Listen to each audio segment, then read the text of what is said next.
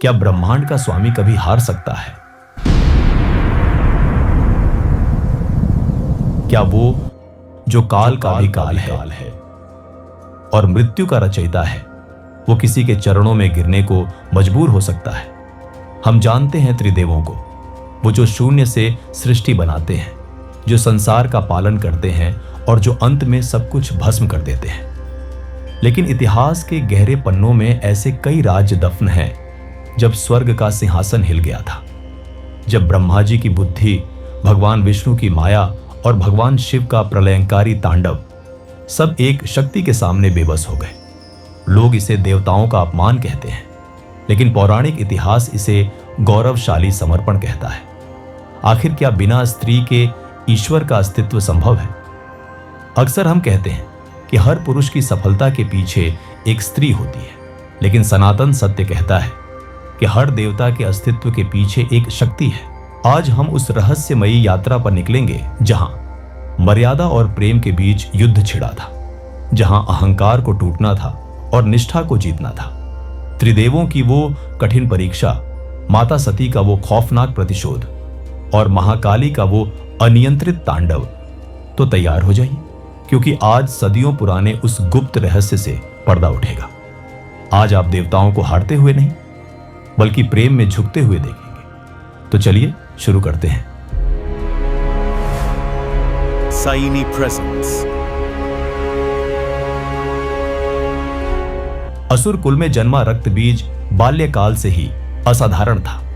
उसकी दृष्टि में संसार दो ही भागों में बंटा था, शक्तिशाली और निर्बल। समय के साथ उसके भीतर एक ही विचार गहराता गया और वह कठोर होता गया, और उसी कठोरता ने उसे तप की ओर मोड़ा। वनों की गहराइयों में उसने तप आरंभ किया। न दिन का भान रहा, न रात्रि का। भूख और प्यास उसके लिए अर्थहीन हो गई। अंततः उस तप से प्रसन्न होकर ब्रह्मा जी प्रकट हुए और ब्रह्मा जी ने कहा, वर मांगो वत्स। रक्तबीज ने सिर झुकाया, पर उसकी आंखों में गणना की चमक थी। उसने कहा, ब्रह्मदेव, मुझे ऐसा वर दीजिए कि मेरे शरीर से गिरने वाली हर रक्तबूंद मेरे समान एक और रक्तबीज बन जाए। ब्रह्मा जी क्षण भर मौन रहे, फिर सृष्टि के नियमों से बंधे हुए और भक्ति से प्रसन्न होकर वरदान दिया और कहा, तथास्तु। और ब्रह्मदेव ब्रह्मांड में विलीन हो गए। वरदान प्राप्त होने के उसी क्षण रक्तबीज का भाग्य उसके शरीर में प्रवाहित हो उठा। वर पाते ही रक्तबीज ने युद्ध छेड़ दिया। देवताओं के शस्त्र उस पर प्रहार करते ही रक्त की एक बूंद धरती को छूती एक नया रक्तबीज खड़ा हो जाता। युद्ध भूमि धीरे धीरे असुरों से भरने लगी। देवता पीछे हटने लगे। इंद्र का वज्र अपना प्रभाव खो बैठा। अग्नि की ज्वालाएं निष्फल होने लगी। हर आघात नई चुनौती बन जाता। अंततः देवता हिमालय की ओर बढ़े और पहुंचे माता पार्वती के पास। उन्होंने अपनी पराजय की बात माता पार्वती से कही और अपनी विवशता माता पार्वती को बताई। माता पार्वती ने अपने नेत्र बंद किए और उनकी श्वास गहरी हुई, और उसी मौन में एक और रूप जाग उठा, मां काली। यह अवतरण आकाश से नहीं हुआ, यह पृथ्वी के गर्भ से उठा। मां काली युद्ध भूमि में उतरी, न रथ पर न ही सिंहासन पर। उनके चरणों के स्पर्श से भूमि कांप उठी। रक्तबीज ने उन्हें देखा और हंस पड़ा, और उसने गर्जना की, मेरा अंत संभव नहीं। मां काली आगे बढ़ी। उन्होंने शस्त्र उठाया, वार हुआ, रक्त टपका, पर इस बार वह धरती तक नहीं पहुंचा। मां काली ने हर बूंद को अपने भीतर समेट लिया। युद्ध का स्वर बदलने लगा। धीरे धीरे रक्तबीज के शरीर में थकान उतरने लगी। उसकी गति धीमी हुई। उसकी आंखों में पहली बार संकोच झलका, और फिर एक क्षण आया जब वह रुक गया। मां काली का अंतिम वार हुआ। इस बार कोई रक्त नहीं बहा। रक्तबीज धरती पर गिर पड़ा और युद्ध थम गया। आकाश स्थिर हुआ, पर मां काली अब भी गतिमान थी। तभी महादेव उनके मार्ग में शांत भाव से लेट गए। मां काली का चरण भगवान शिव के वक्ष पर पड़ा। तब क्षण भर में उनकी गति थम गई। जीभ बाहर आई और फिर मां काली स्थिर हो गई। चारों ओर गहन शांति फैल गई। रक्तबीज धरती पर गिर पड़ा। युद्ध थम गया। देवताओं ने श्वास ली। धरा ने मौन ओढ़ लिया। मां काली के चरण रुक चुके थे। महादेव के वक्ष पर पड़ा वह क्षण क्रोध को शांति में बदल चुका था। चारों ओर एक गहरा सन्नाटा था, ऐसा सन्नाटा जिसमें शब्द नहीं, संकेत बोलते हैं। देवता लौट गए।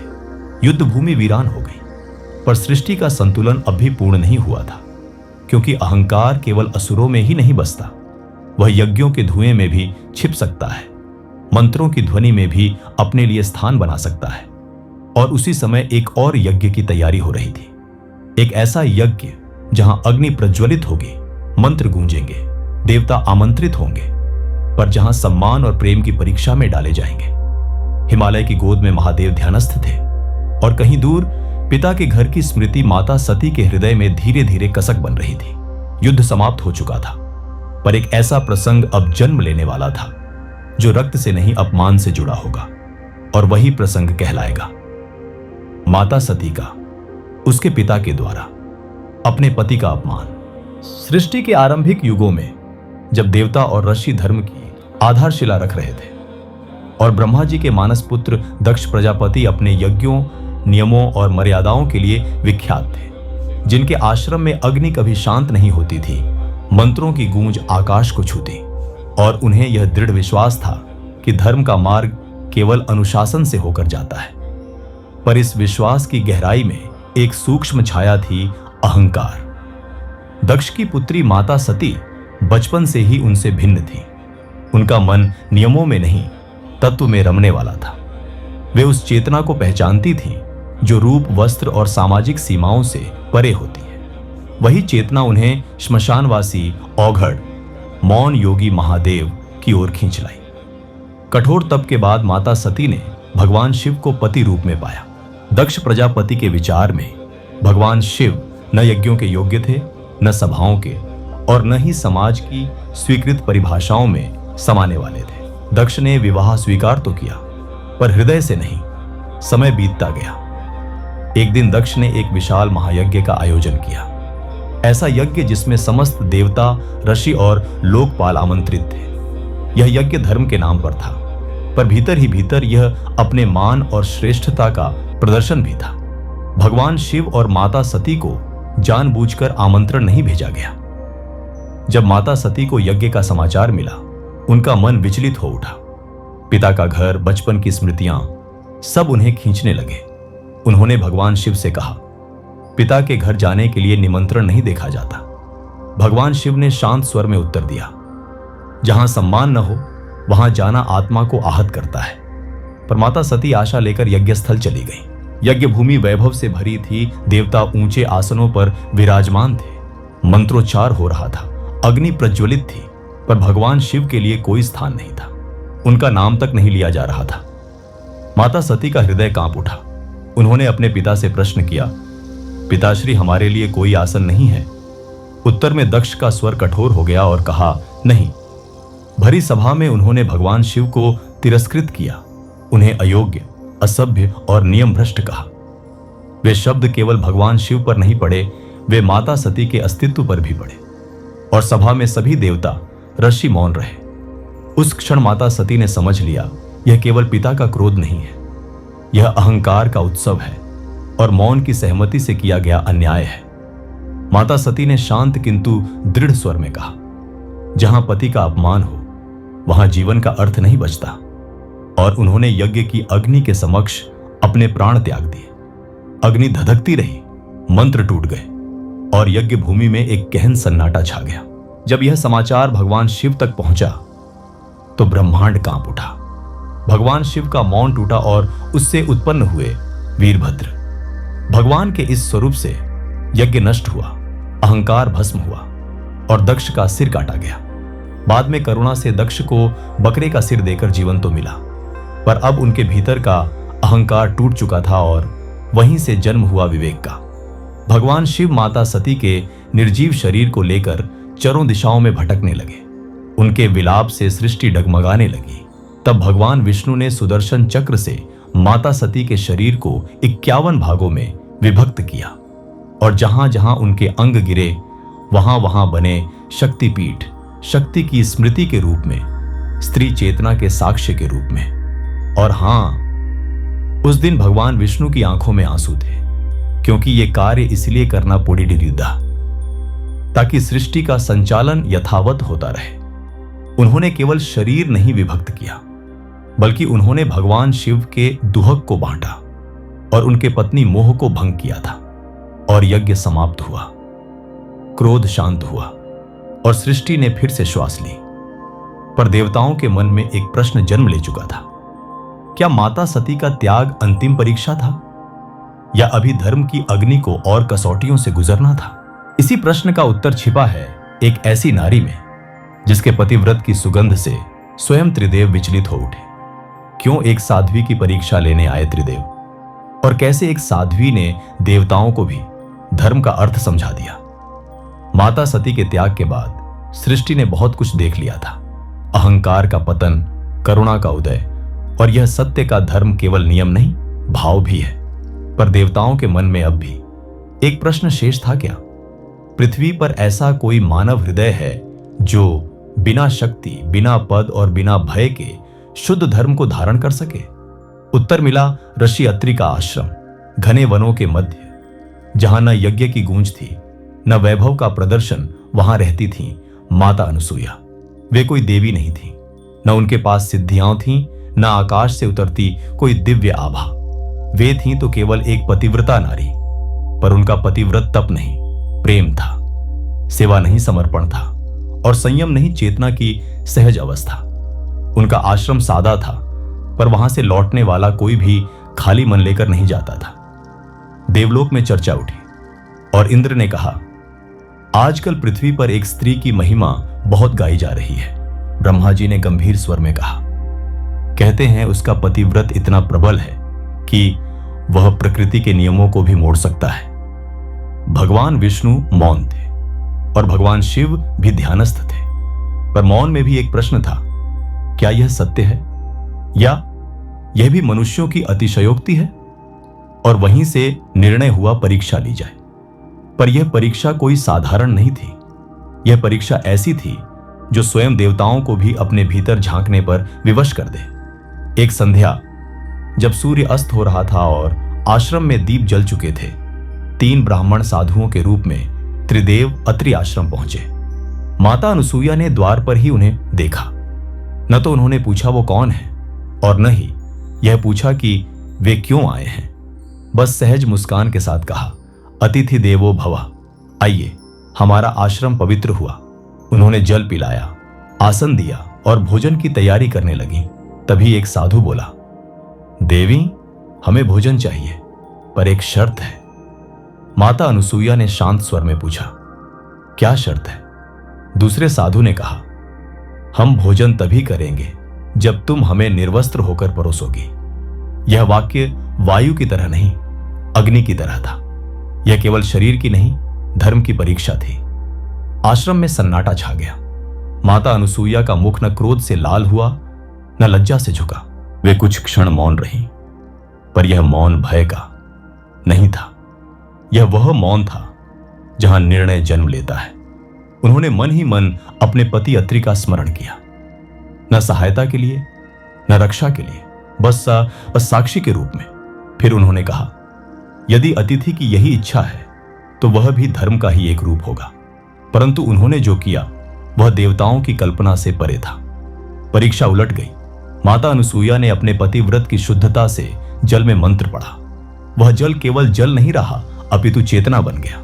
जैसे ही त्रिदेव ने उस जल को स्पर्श किया, उनकी चेतना बालक रूप में परिवर्तित हो गई। ब्रह्मा जी रोते हुए शिशु बन गए और भगवान विष्णु मुस्कुराते हुए बालक, तथा भगवान शिव मौन गहन शिशु स्वरूप। माता अनसुईया ने उन्हें अपनी गोद में लिया, फिर उन्हें स्नान कराया, वस्त्र पहनाए और फिर मां की तरह भोजन कराया। अब वे साधु नहीं थे, वे देव नहीं थे, वे केवल बच्चे थे। जब त्रिदेव देवलोक में न दिखे तो उनकी शक्तियां व्याकुल हो उठी। माता सरस्वती, माता लक्ष्मी और माता पार्वती तीनों माता अनसुईया के आश्रम पहुंची। उन्होंने देखा उनके पति बालक रूप में एक साध्वी की गोद में शांत सो रहे हैं। तीनों देवियां नतमस्तक हो गईं और माता पार्वती ने कहा, माता, आपने परीक्षा नहीं दी, आपने हमें शिक्षा दी है। और फिर माता अनसुईया ने त्रिदेवों को उनके स्वरूप में लौटाया। त्रिदेव हाथ जोड़कर खड़े थे।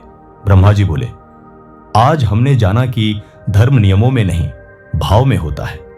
भगवान विष्णु ने कहा, आज समझ आया शक्ति शस्त्रों में नहीं, करुणा में होती है। भगवान शिव ने केवल इतना कहा, जहां अहंकार शून्य हो वहीं सत्य निवास करता है। और इतना कहकर त्रिदेव अंतर्धान हो गए। आश्रम फिर वैसा ही शांत हो गया जैसा पहले था। माता अनुसुईया अगले दिन भी वैसे ही उठी, वैसे ही जल भरा और वैसे ही भोजन बनाया, मानो कुछ हुआ ही न हो।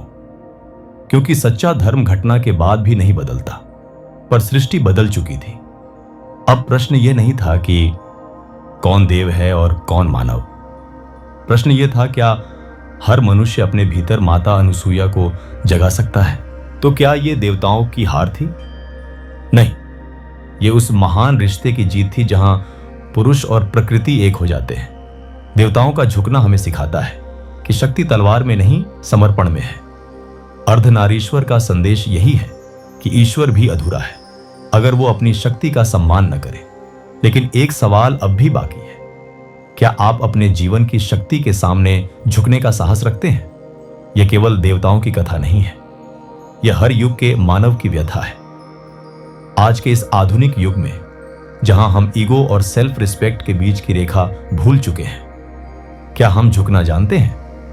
आज का पुरुष शक्ति को नियंत्रण समझता है, जबकि इन कथाओं ने हमें सिखाया कि शक्ति का अर्थ सम्मान है। जब भगवान शिव मां काली के चरणों में लेटे तो उन्होंने यह सिद्ध किया कि प्रेम में झुकना आपको छोटा नहीं बल्कि महादेव बना देता है। माता अनुसुईया की कहानी हमें याद दिलाती है कि एक स्त्री की निष्ठा में इतनी शक्ति है कि वो ब्रह्मांड के स्वामियों को भी पालने में ला सकती है। आज मानवता जिस संकट से गुजर रही है उसका एक बड़ा कारण संतुलन का अभाव है। हमने प्रकृति स्त्री का दोहन किया है, हमने संवेदनाओं को कमजोरी मान लिया है। सोचिए, अगर महादेव माता सती के अपमान पर चुप रहते तो क्या संसार को शक्तिपीठ मिलते? देवताओं का अपनी पत्नियों के सामने झुकना हमें यह संदेश देता है कि घर हो या ब्रह्मांड, नेतृत्व केवल आदेश देने से नहीं बल्कि त्याग और आदर से चलता है। मानवता का विकास तब तक अधूरा है जब तक हम शक्ति को पूजने के साथ साथ उसे अपने जीवन में जगह नहीं देते। इस यात्रा में हमने देखा कि देवताओं ने हार स्वीकार की ताकि धर्म जीत सके। उन्होंने अपना सिर झुकाया ताकि मर्यादा ऊंची रह सके। मानवता के लिए आज का सबसे बड़ा पाठ यही है, रिश्ता तब नहीं टूटता जब तर्क हार जाता है, रिश्ता तब टूटता है जब अहंकार जीत जाता है। एक सवाल जो मैंने शुरुआत में पूछा था उसे फिर दोहराता हूं, क्या आप अपने जीवन की उस शक्ति, चाहे वो आपकी मां हो, पत्नी हो या आपकी अपनी अंतरात्मा, उसके सामने अपने अहंकार को छोड़कर झुकने का साहस रखते हैं? याद रखिए, झुकता वही है जिसमें जान होती है, अकड़ी तो मुर्दे की पहचान होती है। आज की यात्रा को हम यही विराम देते हैं, मिलते एक दूसरी यात्रा में ना। आशा है आज की ये वीडियो आपको पसंद आई होगी। यदि पसंद आई है तो कृपया हमारे चैनल को लाइक और सब्सक्राइब जरूर करें। आपका यह सहयोग हमारे लिए बहुत महत्वपूर्ण होगा। धन्यवाद।